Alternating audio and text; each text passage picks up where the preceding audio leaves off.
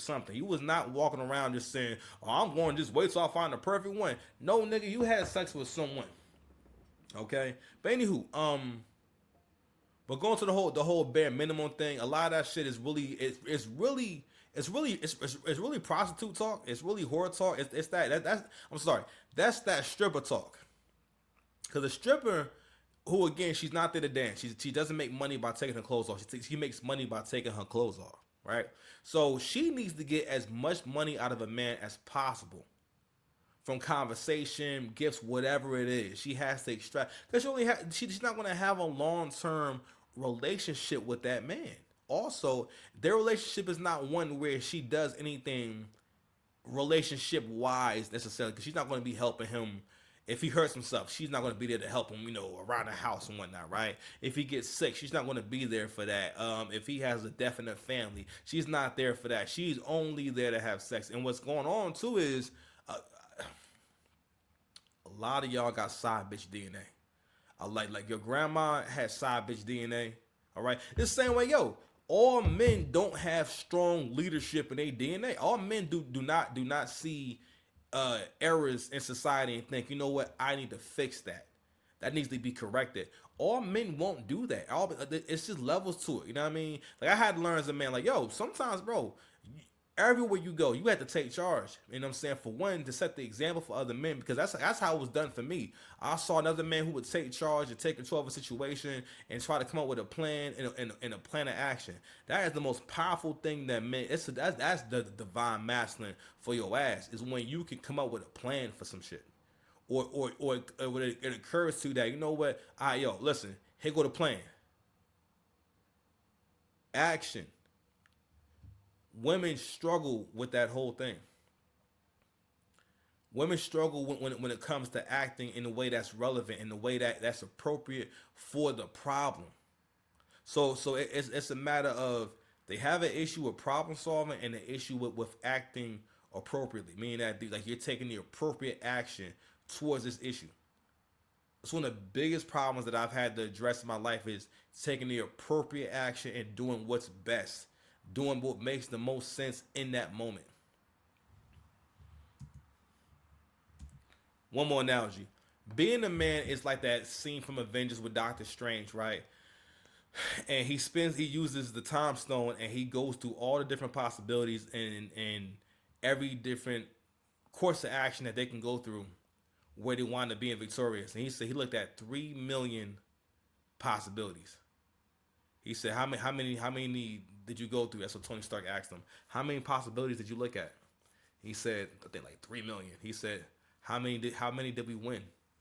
He said, one. One, nigga. And the one was, everyone's gonna have to die first and then come back to life. That's what success really is. It's you being willing to sacrifice in the moment for the greater future, because it's going to be a whole lot more future than the past. Time is always moving forward. And if he didn't have the will, if he didn't have a man's will, he might have said, no, no, no, no, no, no. Dealing with the fact that half of the universe will be snapped away for 5 years, and all the pain, all the issues, the problems that it would cause with that going on. But knowing that if we follow this path, we'll be able to bring them back later on. That's what being a man is. Being Doctor Strange. Those words mean that's the bare minimum. Yes! Is I take you to Mew Mew and you buy whatever you want. That's the bare minimum. Excuse me. No, I didn't buy whatever I wanted. He limited me. I am on a budget, okay? Because you want a house that I don't care about. A house. In the Hamptons? Is this the Hamptons or Yes. the Hamptons or the Hamptons house? Mew Mew I or the Hamptons house? Pick one, go. Yeah, thank you. Pick one. Thank If you you. had to pick one, right now. That's No, not, no, no. You gotta pick one. Look at her. Look at her. Gonna cry. Bad, she's gonna cry. You'll get both. No You'll get bullying. both. We already got bullied You'll enough. get both. You'll get both. No, I really can't. It's fine. That's insane. I want to live in where I want to be wearing a Mew Mew lounge set in my Hamptons house. She's just the worst kind of woman, just extremely vain, vapid, and materialistic.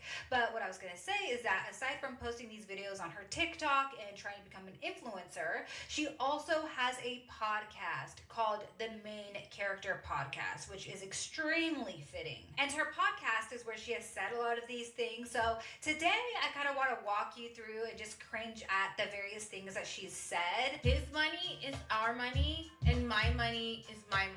So I don't have an outline or a guide for any of this. I just want to kind of go through these one by one with you guys just so we can shit on her a little bit because she is just, she's awful. I figure maybe we can start with the TikToks and then we'll move on to her podcast for the grand finale. Okay. Sometimes I get so painfully nostalgic for college. So I was popping my.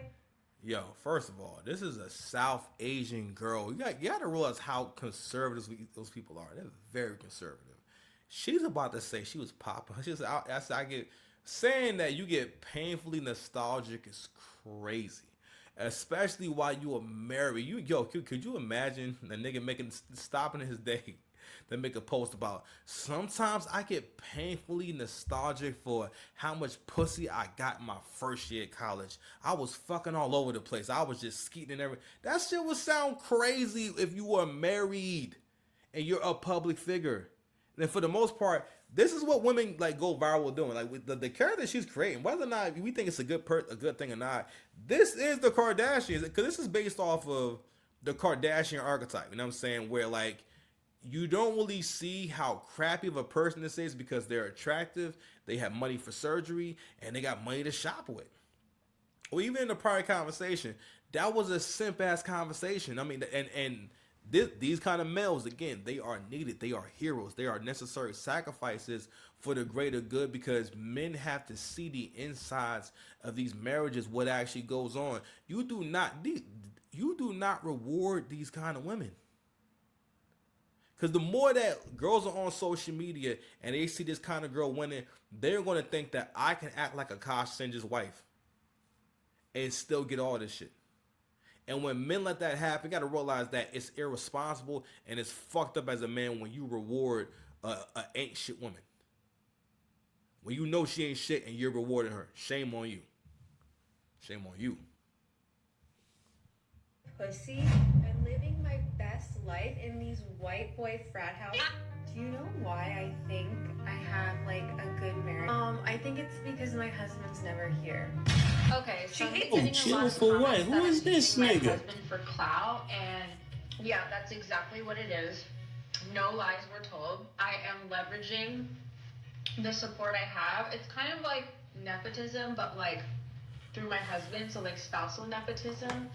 What's wrong? Here's the thing with her is that she claims that a lot of this is just a joke. She thinks she's a lot funnier than she really is. To me personally, she's not funny at all. I understand she could be joking about a lot of things. However, this is quite humiliating. If she really thinks she's that funny, why does everything have to come at the expense of her husband, the guy who like dead ass. But you got to realize what she doesn't understand is that again, this girl is also probably playing a lot of Megan Thee Stallion, probably just a lot of like coochie rap.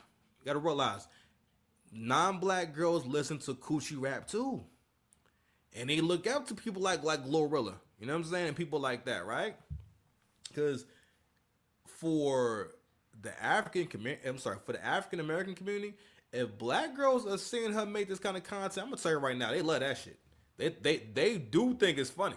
They probably, well, maybe not funny as in how like a man is funny, where like we all laugh and whatnot, but they like funny as in, oh my god, yo, like you got him to do that, or god damn, like shit, you worse than me. It's funny like in that way. You understand? supports her fully and affords her this life of luxury. Personally, to me, she's not very funny. She just seems very dumb, and obviously you have to be somewhat intelligent to be funny. And I also understand that, you know, she may have been a party girl in college. We all have a past, right? We've all done things we're not proud of.